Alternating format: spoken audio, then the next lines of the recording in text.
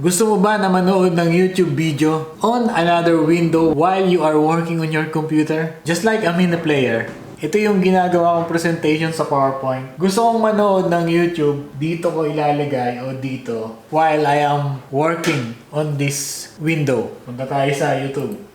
So ito yung gusto kong panoorin. So right click lang natin. One click. Then right click ulit natin.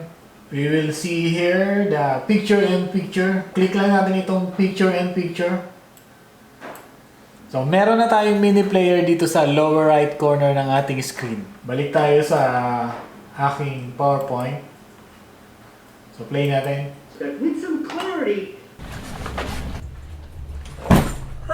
Vancouver. I've never been. To come up with a fresh video every day. And Pwede natin i-move. like, as long as you're focused on Pwede natin pause. Pwede natin ilagay dito. Pwede din dito. Pag babalik tayo dun sa YouTube, sa malaking window, back to tab lang.